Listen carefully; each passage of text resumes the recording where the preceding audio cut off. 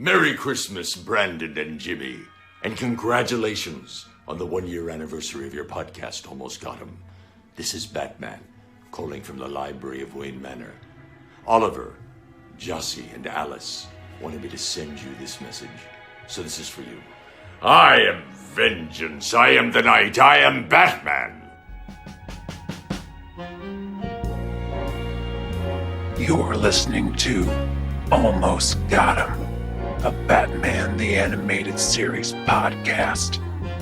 And now, your hosts, Brandon and Jimmy. Yes, Virginia, there is a cameo. Brandon, how did that happen?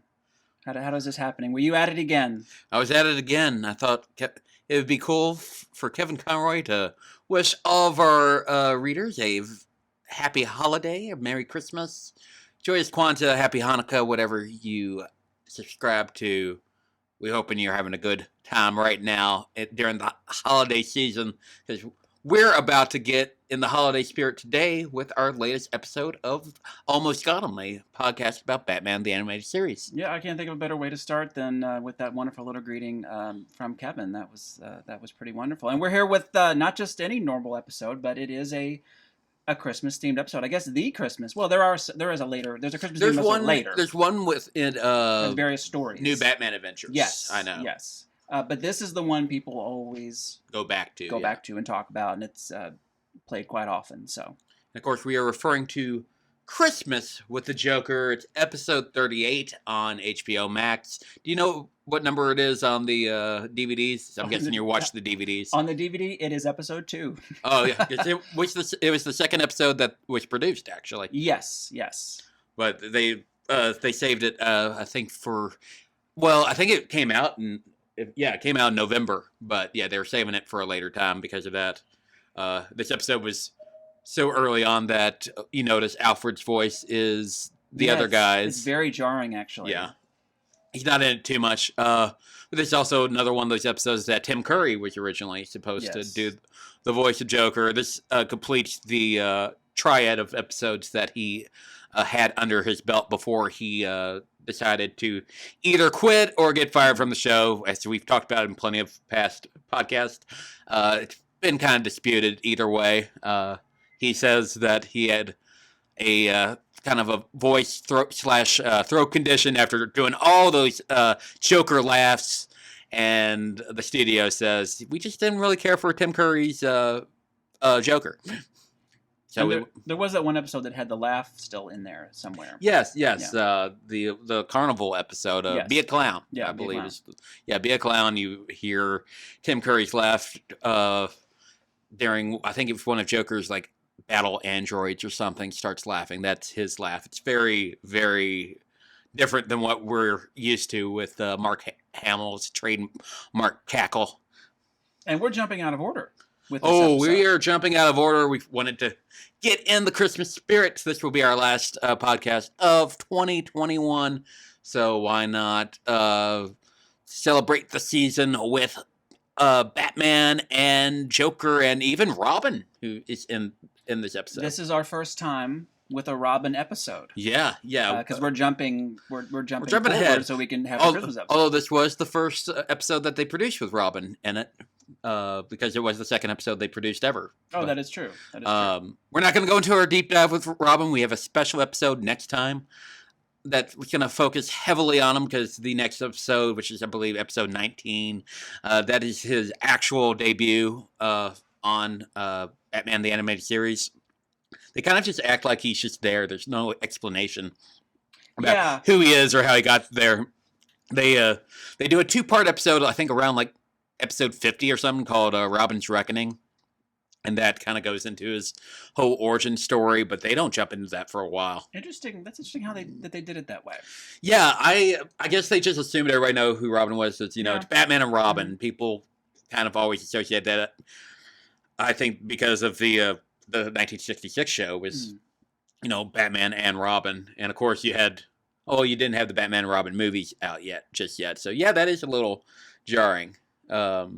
It's like we led up to Harvey Dent becoming Two-Face, but we just sort of Robin's he has here. a ward all of a sudden, which and then later we'll fill it in. Where's he been in the past 18 episodes? Yeah, it does kind of make you think, like, I guess Robin was there the whole time. Yeah.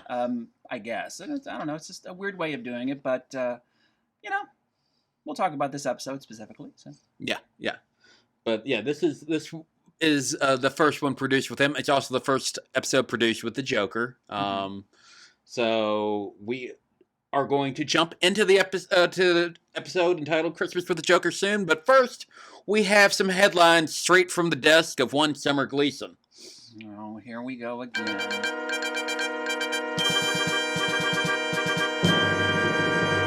So there was a question that you were wanting to ask me on our show today.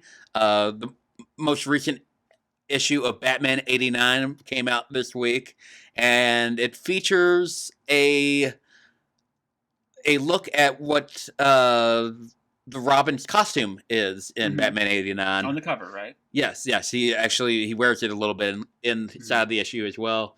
Of course, who did they cast in there as him? It's one of the Wayans brothers. Yeah, I think it was Marlon Wayans. I think it's Marlon. Was going to be Robin at one time. That was the casting rumor. And you can definitely tell in the comic that he's definitely modeled after Marlon Wayans. Yeah. What do you think of this new outfit, and can you explain it to our listeners who might not know? Well, I haven't read that comic book yet, that specific one. Did you just yeah. So I feel like I'm kind of flying by. I'm just looking. They don't explain the costume at all. If that's I'm just what you're seeing wondering. the image. I just brought it to him today. Which I don't know, something about it doesn't quite feel Batman 89. It looks a little ninja-ish. Yeah, I guess you could say it's got a. Where do you have the cover around here? Let me go get it. But it's in the other room. Let me go grab it. Here we go. I got it. So explain this outfit. Robin has a hood. That doesn't look like a cape. It looks like it notches around his neck, and there's like feathery parts to it. Yeah. It looks more like a what's the channel that shows the DC characters? The CW. It looks like it's kind of a CW thing. Okay, I didn't even think of that. That checks out for me. And I see 89 Batman McKeaton up there, which doesn't quite gel for me. Like the look of it doesn't quite gel. But maybe this is based on earlier art. It's possible. It's possible. Yeah, it's like his cape is black, the hood's black, the insides are yellow. I think you don't get a lot of color out of it like traditional Robins usually, like lots of greens, yellows, reds. This is more kind of muted, but then again, you got to remember it's supposed to be for the big screen. So some colors just don't look good on the big screen. That's why in the X-Men movies you never saw Wolverine in a big yellow suit because that would look really, really weird. But I mean, it's fine. I don't love it. If for comic book fans out there, it looks kind of like a male take on the Spoiler, who is part of the Bat family. Cassandra Brown is her secret identity.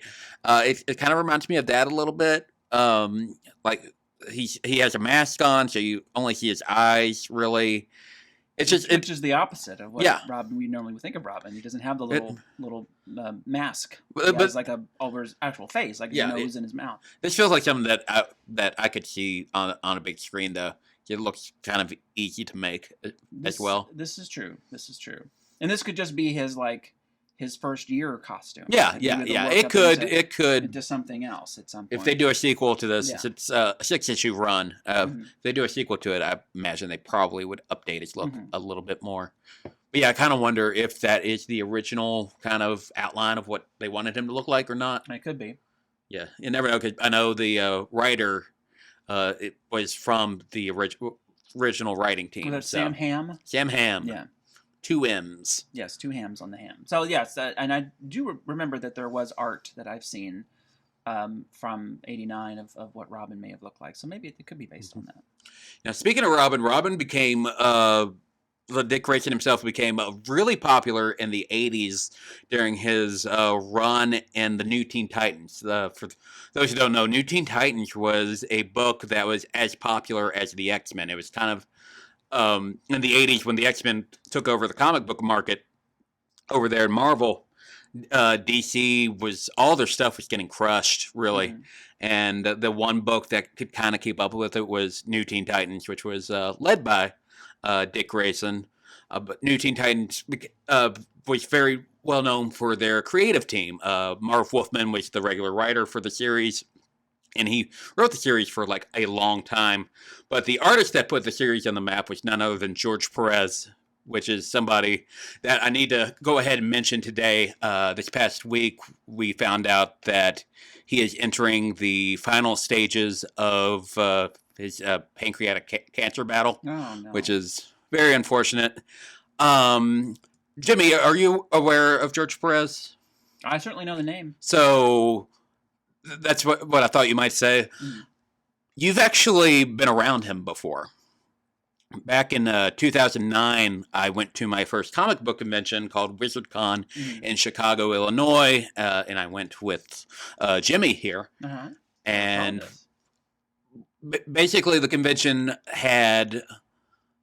they were open to the public Friday, Saturday, and Sunday, but if I remember correctly, if you had a weekend pass, you got to go in on preview day on Thursday. That's how so it worked, we got there on Thursday, and I think we showed up like way too early, and we ended up in some kind of cafeteria type place. I remember that. We were like in a a line that snaked for a long time. And eventually it went through the cafeteria, But we were in the cafeteria, and there was this guy in a Hawaiian shirt, which the Hawaiian shirts are George Perez's like kind of trademark look. I see. And I looked at you and said, I figured that everybody we were there had no idea who he was, but I said, that's freaking George Perez. That's one of my favorite artists of all time. So we've actually shared a room with him once. Awesome. We didn't have like conversations or anything, but over the years at WizardCon, I have like said a couple words to him here and there. He was at C2E2 back in 2019, and I was actually going to finally get his autograph, and he wasn't at his table the day that I went to look for his autograph. So now I kind of regret not going back to that. That happens. But yeah, George Perez, known for so many big works in DC. He did Crisis on Infinite Earths, which was exceptionally huge in the 80s. He did the Justice League of America, the JLA Avengers crossover in like 2004, sometime around there, which was just absolutely amazing. He did a bunch for Batman. He did iconic covers for the story called A Lonely Place for Dying, which is the story that introduces Tim Drake, essentially, who is the third Robin. For those who don't know that yet, we're gonna, like I said, we're gonna take a deep dive on Robin next time. But yeah, George Perez's work is some of the best. He's been in the business since the 70s, and his stuff has looked great ever since then. Known for a lot of great work, and it's unfortunate that he has to go through this, but he has said that his remaining months he's actually kind of still, I don't know if he's doing conventions or something, but he says he wants to be around the fans and basically say goodbye to people, and I just think that's really brave. So yeah, I wanted to bring up George Perez for a few on the podcast today. Transitioning to a little bit more of a happier note, it was also announced this past week that Kevin Conroy and John Glover will be doing an audio sequel to Batman the Animated Series here soon. I'm not sure if it's a mini-series or if it's going to be an ongoing thing, but it sounds like it's going to be, like a podcast type deal where they have their own scripts and kind of perform like, radio back in the day. Oh, that's pretty cool. But yeah, John Glover will be playing the Riddler, who we need to cover a Riddler episode sometime, I think. Because they don't introduce him it takes a long time. It takes a long time to introduce them. So I think in 2022 we might jump around a little here and there. So I would love to talk some Riddler. Maybe around the time the Batman movie comes to the theaters, we'll do a Riddler. That's a good time to do it. I think that'd be a good idea. On some Riddler. Danny Elfman, by the way, is going to compose some new music for this this audio sequel of sorts. Oh, that's exciting. So that's cool. And a lot of the internet right now is kind of wondering, well, if it becomes an ongoing thing, maybe are they going to be able to get Mark Hamill in? Can they bring in all these other people, including Richard Mall and all them, to come back and reprise their characters? So The possibilities are endless with this. I'm excited for it either way. Because Kevin Conroy's my favorite Batman.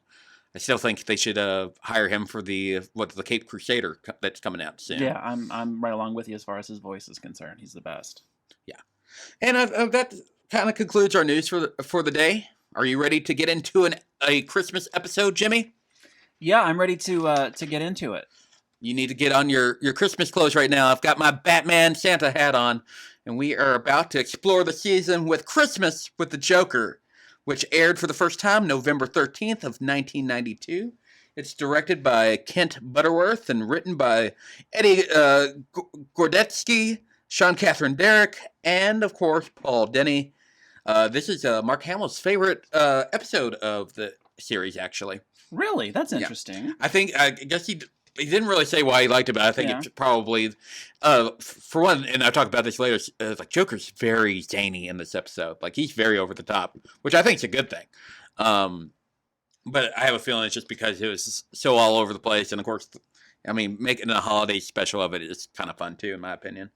So, broadcast standards and practices refused to approve the original script of this episode because Joker, in the original script, the Joker kidnaps and takes hostage an entire family to celebrate the holidays with, which kind of sounds, is that what they did in The Ref or something like that? It does. That's interesting because there are multiple lines in this script where they specifically say the Joker has no family.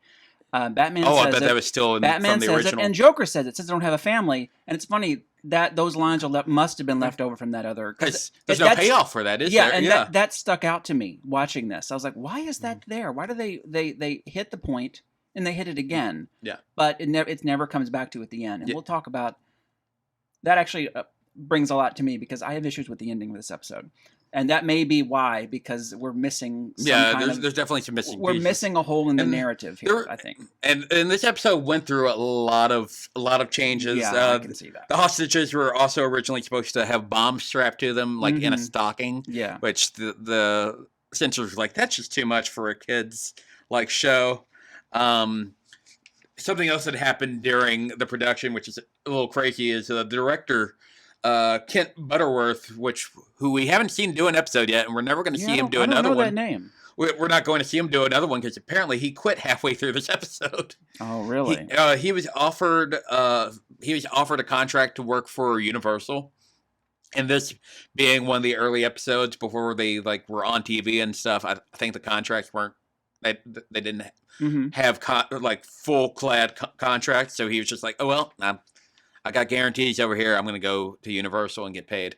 So he ends up leaving halfway through, and then Eric Rendomsky had to come in and kind of carry out everything else. Okay, that kind of makes sense to me. That's probably why there's an even bigger disconnect.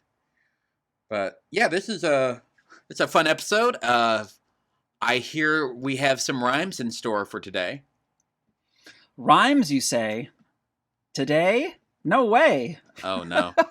That one's not even written. That's just free. Yeah. That's the rest you'll have to pay for. That's true. I think we're all about to. Yes. So Christmas with the Joker. 'Twas the night before Christmas, but meanwhile in Gotham, there's bad guys lamenting. Oh, damn, almost got him. Hey. Nope. Not quite the proper picture of this episode. Let's try again. All the inmates in Arkham liked Christmas a lot, but the Joker, who had his own corner cell block, did not. Brandon, that doesn't quite reach the decorum this intro needs. How about this? Gunshots from Joker and trench coats on Bullock. Exploding penguins and coin flips for good luck. Find me a word that does rhyme with warden. My friend has a cat named Commissioner Gordon. That worked. So ends the Seussian part of the podcast, Brandon. Now back to your regularly scheduled synopsis. As Christmas has come to Arkham Asylum, and the series officially goes meta and has the Joker himself reference Jingle Bells, Batman Smells right out the gate. Oh, yeah. And he keeps going with it, too, for a little bit. Yes, which saves me the trouble of having to do it, which is good. Less work for me, but more work for the janitorial staff at Arkham as Joker smashes through the ceiling and escapes on a rocket Christmas tree, as one does in a holiday episode. Yeah. But that isn't even the weirdest thing to happen in the first minute of this episode, as we suddenly have to deal with Robin, which makes sense because you can't very well sing a song about Robin laying an egg and not have Robin in the episode. So what do they mean in that song about Robin laying an egg? Is he just... Because he's a person, he can't lay an egg. But Robin is a bird. But Dick Grayson is not a bird. I know, but I don't even know who... What are the origins of this song? Of that version of the song. That would have been a nice thing to look up. It would have been. The first time it's on The Simpsons in 1990 for that first Christmas episode. Yeah. Bart sings it, but it was already a thing for years and years and years. So I don't really know what the backstory is. It's probably there's no way of really knowing. Actually, there is a way of knowing. Hey, this is Jimmy, and I'm adding this part after we recorded because Brandon found this information from a Yahoo article. Let me just read this to you. Based on some pretty convincing evidence, the Joker first got away to the jaunty tune of Jingle Bells shortly after the launch of the Adam West Batman series in September 1966. So it's a 66 reference, so take a shot. The show pulled such huge ratings that ABC aired 2 episodes a week. And a deep dive investigation by the editor Robert Evans of Cracked.com traces the provenance of Batman Smells parody to Southern California. Jingle Bells was a perfect fit for Cape Crusader-obsessed kids, and the first version of Bat lyrics surfaced in the 1966 Christmas season. The author found anecdotes suggesting the song was decimated quickly via the large number of military families that passed through Southern California in the 1960s. So it looks like through the popularity of the 66 show around the Christmas season of that year, and everyone was singing Christmas carols and making up lyrics, that Jingle Bells Batman Smells became a thing that, of course, went into to this day and, of course, into the 90s, where Bart Simpson said it, and it cemented that rhyme in the minds of myself as well as kids my age. So that's the backstory of Jingle Bells Batman Smells. Back to the podcast. Back to your regularly scheduled podcast. My phone just went off. Anyway, let's go back to what we recorded last week. And boy wonder does Robin show up and lay some eggs. This kid is already a nuisance cracking wise and making pop culture references, but in this case it's a Capra film from 1946 and a reference to Scrooge.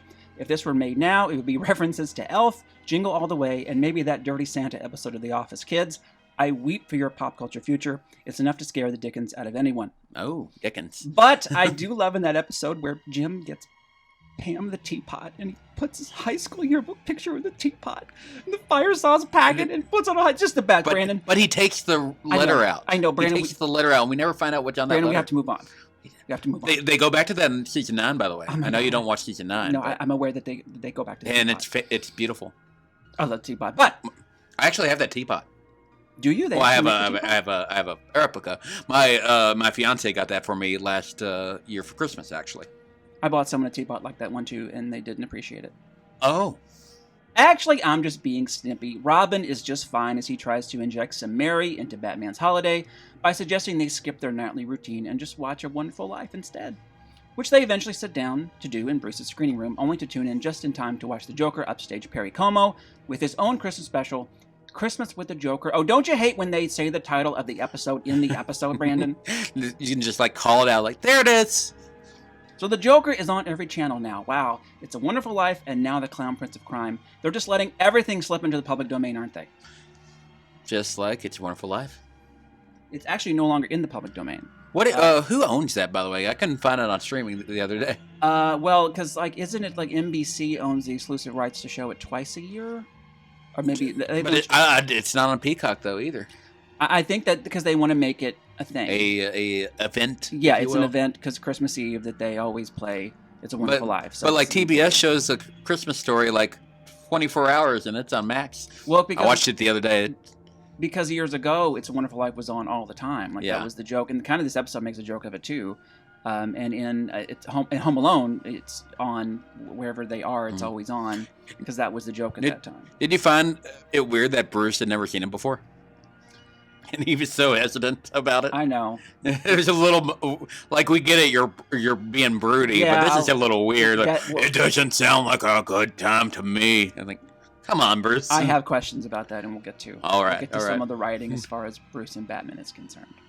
The Joker opens his show with exploding Santas, captured law enforcement individuals, and a ticking clock. As the Joker says, he'll kill a group of secondary characters, including the Commish, if Bats and Robs don't find him by midnight. By the way, did you catch him waving to Charles Manson while he was escaping Arkham? I saw there were some characters that looked like they were meant to be people, and I wasn't sure who they were. Manson was apparently one of them. Okay, I thought maybe they were writers. I don't know what Manson's doing in Gotham, but that's certainly an interesting. Yeah, that's an interesting take. They could take that anyway. Yeah, I didn't know of it, but it's all over the internet. I see. But of course, the Joker begins creating diversions by blowing up a bridge and putting the train and its passengers in mortal danger. There's also a diversion on Mount Gotham, featuring some Joker statues with machine gun fingers, but Bats and Robs eventually find the Joker in a warehouse downtown. Incidentally, they drive past the theater playing It's a Wonderful Life. It's truly is showing everywhere. Playing everywhere at that time. What happens next is probably a scene in a video game or something, as Batman and Robin fight giant toy soldiers to the tune that was fun. Of the Dance of the Sugar Plum Fairy. Is that in a video game? It might be a Super NES game. The old NES games has scenes. All of them, the levels are like scenes from the show. Yeah, I think the Super. It's possible. It's possible. Batman has this moment where he's hitting these flying Joker toys with a baseball bat, and I was about to write, they don't call him Batman for nothing, and then Robin just up and says it. Yeah. First episode, we've seen him, and he's already out dad joking me. He should be writing these synopses, not me. I'm surprised he didn't drop any holy jokes. Yeah, they didn't do that yet. Yeah. Low-hanging fruit, I guess. Well, as far as the ending we're about to see goes, it's Bats in Toyland. I'm calling that one before Robin does. Yeah. So fast forward to the ending, because I've got a few things to say about it later, but our secondary characters are rescued. Bruce and Dick end up watching It's a Wonderful Life, pausing every commercial break to show that Hershey Kiss commercial. You know, the one where they show the bells ringing? Yeah. They're playing the crap out of this year. Batman's like, holy shit, they still play this one? Like, way more than ever, they're playing that this year. That one they always go back to. I see it in the break room at work every night. They always go back to it. It's a classic. That one and the Eminem ones where, like, Santa comes in and Eminem's like, oh, you exist! Yes. Oh, you exist! And he passes out. Do they still play the Fruity Pebbles one? I don't believe so. What was that one? It's Ho Ho Ho, I'm Hungry. No. Okay, they don't play that anymore. I've seen the Campbell Soup one where the kid is a snowman. Is a snowman, then he just thaws out. That one I see occasionally too. Well, Joker ends up in a straitjacket, which actually was the original ending to Miracle on 34th Street. Not a lot of people know that. Really? No, it's not. Let's make that up. Oh. And just like It's a Wonderful Life, Batman learns no man is a failure who has friends, which Batman has, but still no parents. So fail! Oh, no, too soon. And that is Christmas with the Joker. Are you, I believe you're a big It's a Wonderful Life fan, aren't you? I do. I came into loving that movie late in life. I didn't grow up. Yeah, I didn't get into it until I was in my 20s. Or loving that movie. I didn't get into Miracle on 34th Street till like last year. Oh, I've loved that forever. The original. I hate that remake with Mara Wilson. That was the first one I ever saw. I hate that. I don't know if I saw that one first. I didn't hate it. I just thought it was kind of boring. But. Yeah, because I just grew up with the other one, so I was like, I hate this. And John Hughes wrote that in a weekend. I mean, it's the same script, but I know it's just terrible. John Hughes also wrote Home Alone in a weekend, the first one. He did. He had some luck with that one. But, that one's a classic. How long did it take to write Home Alone 2? Oh, like an hour? Man, I'm watching that, I think, Christmas Eve night for the first time in over a decade. It's fine. I watched the first one pretty much every year now. I was always a fan of it as a kid, but I'm actually more of a fan of it now. That John Williams score, I think, is one of his best, non-Star Wars themes. It elevates what is just a little comedy to something so much bigger than what it really is. It's the key to that movie, I think. What's your favorite Christmas movie, Jimmy? Well, it's probably A Miracle on 34th Street.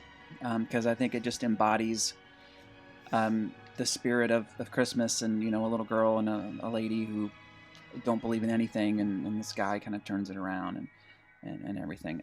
So that's probably the one I go to. I mean, I have so many that Santa Claus the movie I love. Which one? John Lithgow one? The John Lithgow one. I thought you were talking about Tim Allen one. I watched that one recently. It was watchable. I tried to watch 2 last night. I got really high and watched 2 last night, and I was just bored with it. Yeah, those came out after I stopped liking anything. But I do remember I was still a kid when they came out. I watched part of the third one with Martin Short, and that one's terrible. You saw that one? That one I've never seen that one. That one I watched it on regular TV a couple of years ago, and it was really terrible, but it was kind of funny to watch. I love Martin Short, though. That's kind of a bummer. Yeah, they brought him in, and he injects some life, but it's just, I don't know. It's very strange. It's very weird. Yeah. You did your own take on It's a Wonderful Life years ago, didn't you? I did. I feel like I come back to that a lot. It's a Wonderful Life. Well, Yeah. it's I love time travel, and it's kind of a time travel story, and so is Christmas Carol. Also, is a lot of those Christmas things involve a person going back and seeing how. What might have been. Have things been different too? Yes, which is kind of fun. That's always a fun thing to see. So I usually try and reference those kind of things and things I do. My favorite Christmas movie would probably be Elf. I watched that one last night. That's one that I watch every. That one and Home Alone, I think, are the two movies I watch every year, no matter what. And then I just kind of watch a blanket of a bunch of different ones, good and bad. I watched. This is Batman and adjacent here. I watched Jack Frost last week. Oh my! Because I thought it was the horror movie that I watched with you, where you have the snowman, unfortunately attacking a young lady in a Shannon Elizabeth. Yeah. Yes, with the where does the carrot nose go? We Oh don't know. man, I had HBO Max and I thought it was that movie, and I Imagine turned that it being on, on HBO and Max. it's the first scene I see is Michael Keaton playing the harmonica and singing songs about Frosty the Snowman. Apparently, his name is Jack Frost in the movie, and he has a band that only does Frosty songs, which feels like that would be a bad idea if you want to be in a band, all year long.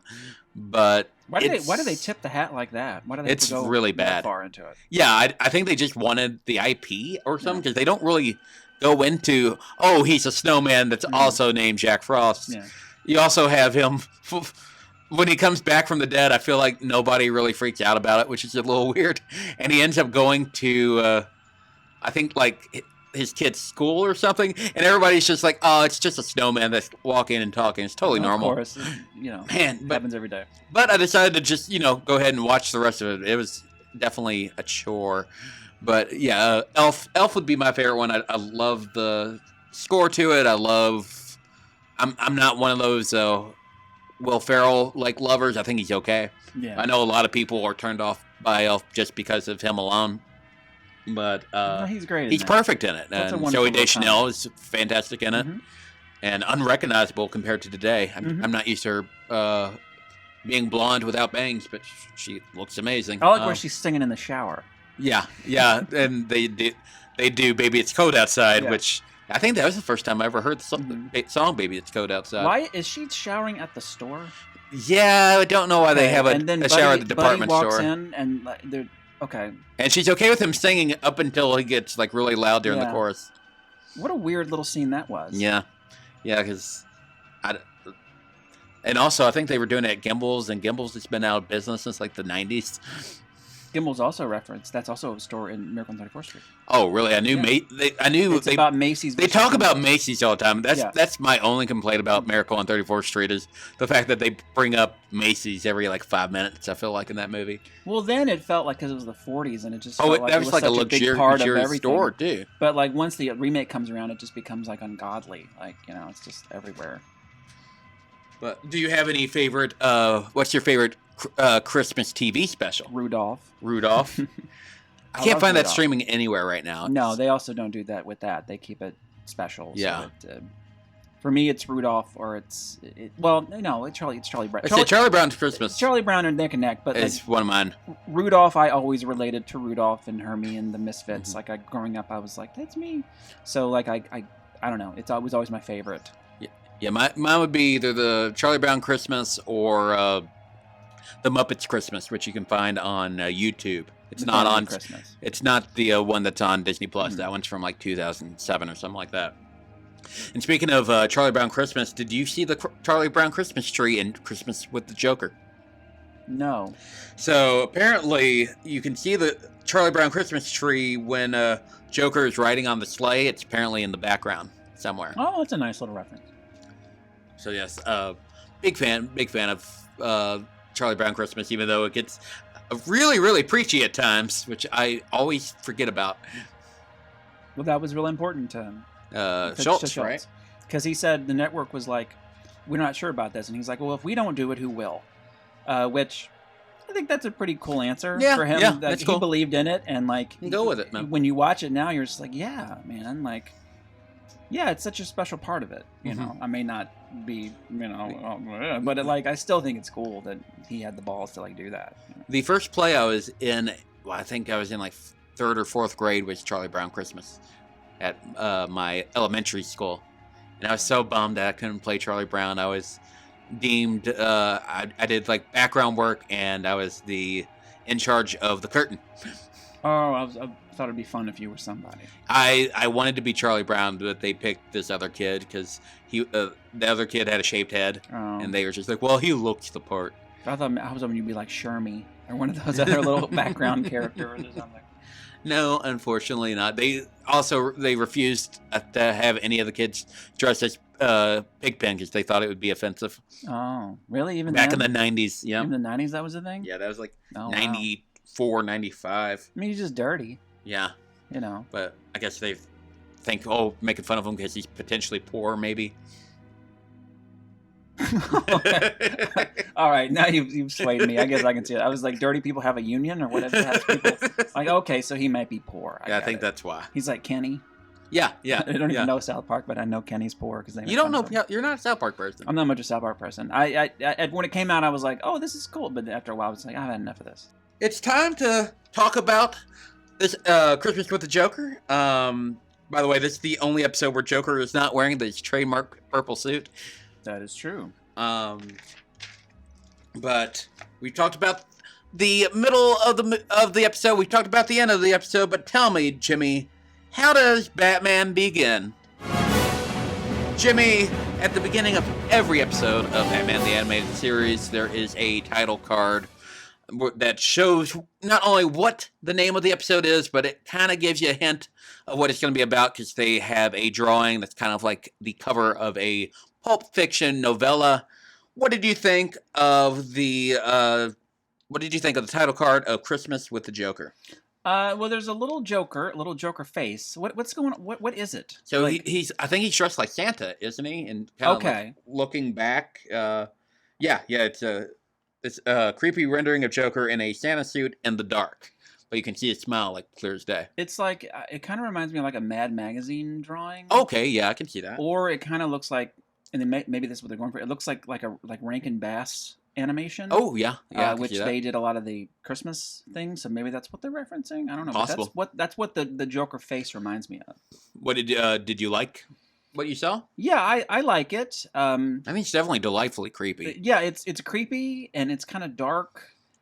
The episode kind of isn't.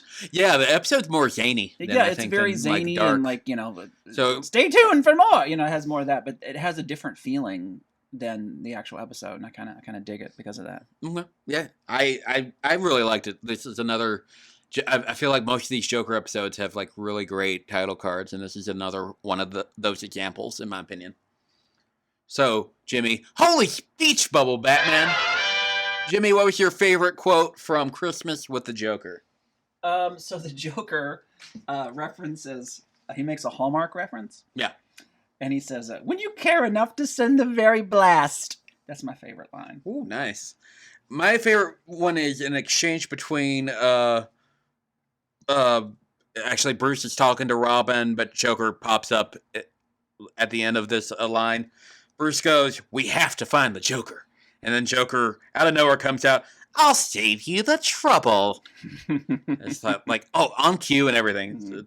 Mark Hamill once again kills this episode, which reminds me, wait till they get a load of me.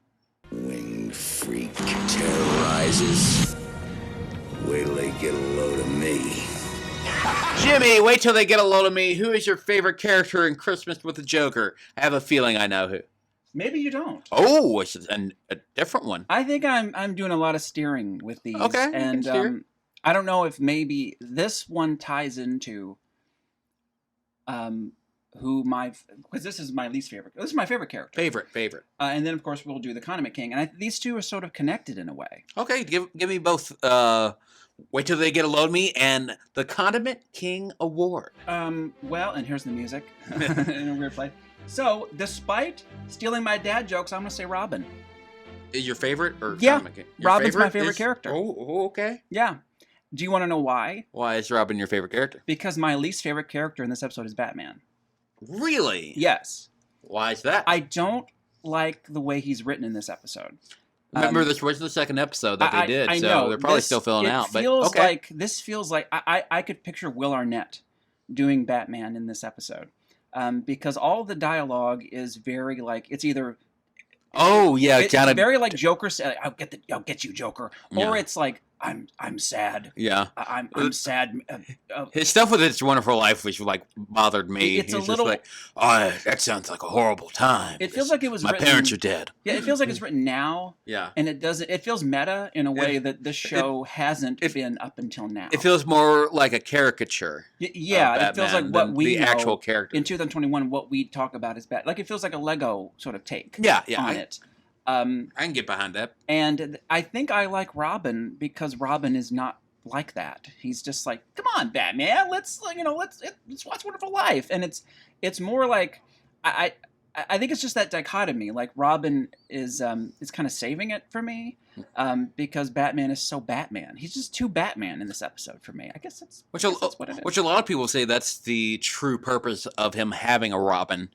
And like I said, we'll get into this more on the next episode, but Robin is really there to kind of keep him grounded and keep him kind of off, keep him there to keep him away from the edge, if that makes sense. And I didn't want to say my favorite character was Joker. I wonder what you're going to say. Oh, my favorite character is Joker. Okay, see, I didn't want to say that because I was like, Brandon might say it. And I'm like, in some ways, it's like, duh. But I just thought he was just so over the top, and I just thought he delivered like he always does. I mean, I like the stuff with the puppets. We'll talk more about the puppets. There's some things with the TV broadcast I wish were a little zippier, a little more. I wish they were more like. We'll talk about some moments I really love, which I wish they were bigger. Yeah. But what is your Condiment King? Is it Robin? It's Robin. Oh my God! And it was one of those things. It was kind of a weak reasoning. It was just there's not a lot of characters in this episode. And I thought Robin was fine. I just felt like if you took Robin out of the episode. Okay, see, I don't think Robin should be in this episode. I feel like he's obsolete in this episode. I don't think he should be. But that's why I picked him. But the way they wrote Batman, he has to be. Yeah. Because somebody has to be the voice, the reason of, come on, Batman. But I would have rather the writing been different. I don't know. It just maybe it's because we watch these episodes every other week, and like this feels different. Like it feels like this is written differently than Batman has been. Like in Heart of Ice, Batman's not gonna be like, I'm sad and I'm a loner and I'm. Did I call it Heart of? You said the right name this time. It wrong. I'm sorry. You say Heart of Glass usually. Oh, I'm sorry, I messed it up. But you had it right this time. I wanted to be wrong though all the time. I may do an edit. When we're watching Heart of Glass. Shaking my head. It's a different kind of writing. It's just different, it seems to me. And also the fact that we were watching this right after Two-Face, I think that should help things too. This feels like I love Two-Face, and this feels like an episode that would be on the Saturday morning version of the Batman the Animated Series, as opposed to the ones we're watching in syndication that are a little more sophisticated. Not that there's not a great stuff. I know why this is a well-loved episode because it's the Joker Christmas. I believe they still show it to this day on Fox Kids. Yes, every I can see why. I can see why. Yeah. So you told me you had a lot of like favorite moments in this particular episode. So why don't we just go ahead and say, let's get nuts. Now you want to get nuts? Come on, let's get nuts. Jimmy, let's get nuts. What are your favorite moments from Christmas with the Joker? I'm sure as a kid, like the fact that Joker talks directly to camera and throws it to commercial. But first, a word from our sponsor, and then they go to commercial and show like the Fox 41 Kids Club. That was really cool to me. I got that in one of my favorite moments as well. I really liked that. But I wish there was more of it. Okay. I wish there was more of that kind of stuff. But Joker Robots was really cool. Joker Robots are great. Yeah. Joker has two goons named, what are they? Is it Donner and Blitzen? Oh, I didn't even catch that. Actually. Yeah, I thought that was really cool. That's fun. And everything at the ending there, the Bats in Toyland stuff, with them fighting the toys and stuff, was really cool. Yeah, I love the tree rocket breakout. I thought it was a lot of fun. Yep, that was fun. I love during the special that he has a cardboard cutout of like all of the Batman the Animated Series really cast. Cool. Was Alfred even in there? I don't remember. I know Alfred was there. I know they had like all the cops and stuff in there. That'd be weird if Alfred was there. Yeah.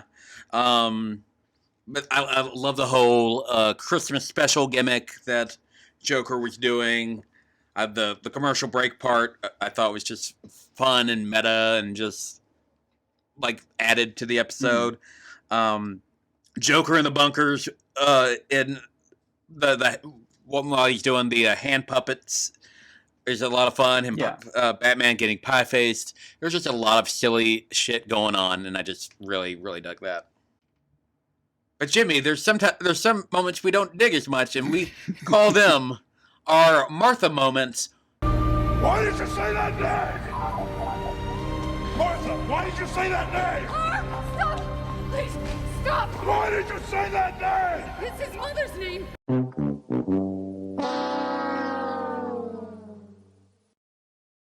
Jimmy, what is your Martha moment of Christmas with the Joker?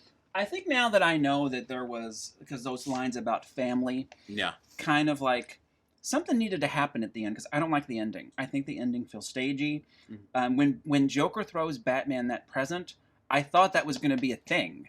Like it seemed like it should have been a thing, but he got a... And it might have been in the original. It might have been. He just got a pie in the face. Like, it wasn't even like the most Joker-y thing it could have been. Yeah. It was just a simple pie in the face. And something about it just... And then Joker says, bah humbug. It just felt a little like, okay, well, we got 2 minutes left in this episode. We got to just punch it up. Yeah.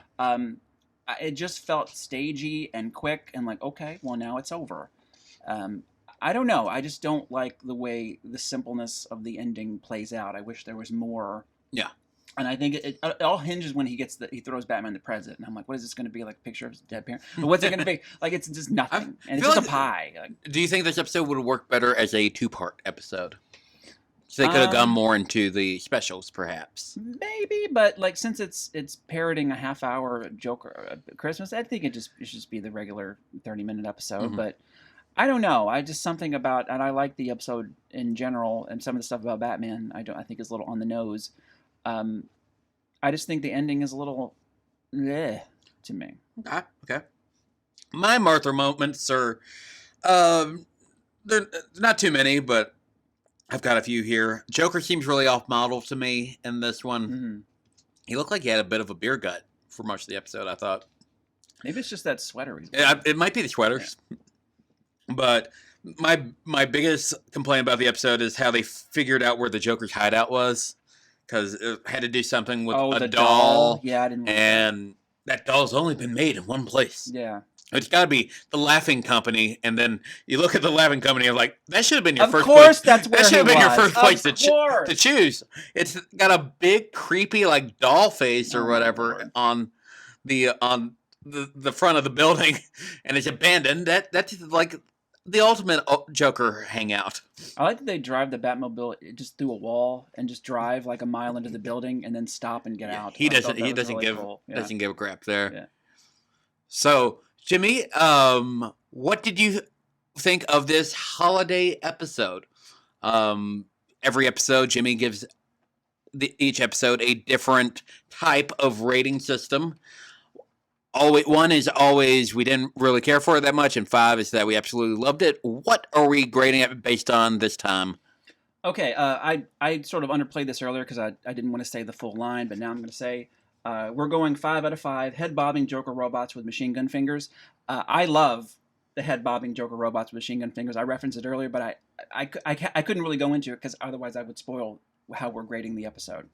But I really love those head-bobbing Joker robots with machine gun fingers. So we're going 5 out of 5. Whatever you go as far as that's our grading system. So how many do you give it? And again, I don't know because like I said last time, I don't come up with it until I sit here and then I think about what I said and then I give it a review or give it my number. I had some quabbles with this episode. Is that a word? Quabbles? Quibbles. But they don't quabble no more. But this episode is Christmas with the Joker. And it's, you just say the Christmas with the Joker, like, oh yeah, that one episode. Yeah, everybody knows that episode. So if it's you're like, into the show. It's a classic episode. It is. Watching it again, I had some issues with the writing of Batman. I was like, I didn't think it was, I will go ahead and say, I did not think it was as good as I remembered it. Yeah, but it's still this. It's still classic, but I remember I used to like it a lot more. I'm going to give it, because I think this still puts it in the. I'm still giving it a pretty good grade. I'm going to give it. I am going to give it. Hold on. I'm going to give it 3. Okay, that's good. 3 out of 5 head-bobbing Joker robots with machine gun fingers. I am going to give it a 3.5 out of 5. Head-bobbing robots with machine gun fingers. It's good. It's still a good episode. Yeah. It's still a classic. Joker is firing on all cylinders. But overall, it did leave me a little not totally satisfied, I guess you could say. Okay, fine. Harley's not in it. So there you go. That's why I didn't give it a 3.5 or 4. Is that what you wanted the whole time? All right, I wanted Harley, okay? There's no Harley. So. I think Harley would have been fun in this one, but this was before she was created. Wonderful in this. It's before she was created, though, unfortunately. What if her hyenas were dressed as reindeer? What if they were? I think they have been in the Would have been a comics. 4. Oh, I think there actually is a maquette of that. I think I'm referencing that maquette. But yeah, needed more Harley. Would have been a 4, maybe 4.5. But it's a 3. It's fine. It happens. It happens. But yeah, overall, I think it's a good. I wish they would have done more Christmas episodes, though. I wish there was like more to kind of like look at. But like I said, I believe they only did 1 in Batman the Animated Series and 1 in the new Batman Adventures, which that one is not one of my favorites. Could have done one with Mr. Freeze. As I was watching this at the beginning, where Batman and Robin are going through Gotham, I couldn't help but think of where's Shrek's? Is Shrek's department store there? I was since Batman Returns is a Christmas movie, I was thinking about that as well. So. This is kind of a very light spoiler, but they actually mentioned Shrek's in Batman '89, the issue I just dropped off. Oh, pretty cool. So there's a little bit more mention of Batman Returns there. Speaking of the Batman movies, by the way, this is something I should have brought up earlier, but I didn't write it down, so I totally forgot about it. Something cool happened in the Batman comics the past week or two. A character that you are familiar with has shown up, and it's apparently going to play a bigger part in the Batman mythos starting in 2022. Dr. Chase Meridian has come to the comics to create, and she has decided that. So for the past year, Arkham Asylum got destroyed or something like that, and Chase Meridian's come back, and she wants to open a new version of Arkham Asylum, but. Wants it to be more of a place that helps people and not an insane asylum type place. Wants more of a mental health institution. So, but yeah, Chase Meridian. I remember when she popped up, I was like, I know that name, and then it's just like, oh, that's Nicole Kidman, isn't it? But yeah, she is now a part of the. I don't know. She might have been a part of the comic books beforehand, but if she was, she had no big part at all. Well, that is really cool. I actually have.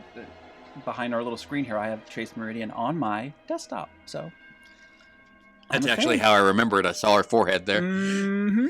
Okay, that's pretty cool. It's pretty cool, man. So is Batman Forever part of the continuity? Or? Yeah. Okay. Cool. Remember, Catwoman's been in a few of the issues too. Right. That's cool. She has a different outfit, but yeah, this issue kind of confirmed that movie definitely happened. Oh, awesome. I know you don't really consider Batman Returned your traditional Christmas movie of sorts, but I still think it's it's Christmassy. Sure, you can watch it. Mm-hmm. But you can also watch it in May when it came out. Yeah. I still can't believe it came out in May. Yeah, that's true. So any big holiday plans this year for Jimmy? Holiday plans. I just do what I do and, gather with friends and family and just I was going to say be thankful, but that's Thanksgiving. That is Thanksgiving. I just want things. So people tend to give me things around Christmas. So what's on your list this year of things you want? Well, I want. I've got the Simpsons arcade 1-up that's heading my way. I already got the Home Alone Lego set. So I guess really that 1-up is the. Which you need to finish making. Yes, I need to get back to that. To have that done by Christmas Eve, and I think I will be. So it's pretty cool. Yeah, that's a pretty cool set there. Another question: what is your favorite Christmas song? feel like we're doing another show now. My favorite Christmas song. Heck. I don't know if it's my favorite, but I would say Baby Please. I don't know if it's my favorite, but I would say Baby Please Come Home by Darlene Love because it starts. That's a good one. It starts Gremlins, and when I hear it Christmas, I think Gremlins because it's in Gremlins. So that is my second favorite Darlene Love song. What is the first one? The one from Home Alone? I love. No, what is it? Nobody ought to be alone for Christmas. Home Alone 2? Yeah, Home Alone 2. Yeah, I love that song. Did she do the one from Christmas Vacation? That's not her doing. No. That's not Darlene. I don't think so. I don't think so. Okay. You're a big Christmas Vacation fan too, aren't you? I do. I don't like the opening with the animation. Yeah, that's bad. Yeah, it just seems weird. I watched it, I think, 2 years ago the first time in forever. Mm-hmm. It still holds up pretty well. It's pretty good. Well, Jimmy, as Kevin Conroy alluded to earlier, we have finished our first full year of podcasting. Well, like calendar year. We're still, I don't know when our first anniversary is, but it's been a lot of fun. Is there any goals you have for our podcast in 2022? Well, next year we're going to probably right out the gate. We may have some guests. Yeah, we're thinking of like multiple guests coming in throughout the year. Have some multiple guests. We've done pretty much a year of the two of us, so we're going to bring in some other people and just keep doing what we do and talk about the show that we love. Yeah, we're gonna still stay in order for the most part, but we might jump around here and there, kind of like what we did today. Definitely want us to get into Riddler sometime around March, for sure. Maybe do an episode or two that doesn't involve watching the show, because I know I have a buddy that really wants to talk the video games, which I think that would be fun. You could always talk about toys on one. I hear you're an expert in that field. I know a few things. But yeah, we got some good things coming in 2022. If you haven't already, go ahead and like our Facebook page. Subscribe to IEP Films on YouTube, where you can listen to our podcasts. Of course, you can listen to us on Spotify and Apple Podcasts as well. If you want to, go ahead and give us 5 stars. We would really appreciate that. Jimmy, you have anything you would like to say before we get going? Come what may. Merry Christmas, everyone out there. And have a happy New Year. And goodwill toward men. And Batmen. And women. And Batwomen. That was from Batman Returns. Oh, that was. That's a button. If there ever was one. That's that. Thank you for listening to Almost Got Him, a Batman the Animated Series podcast.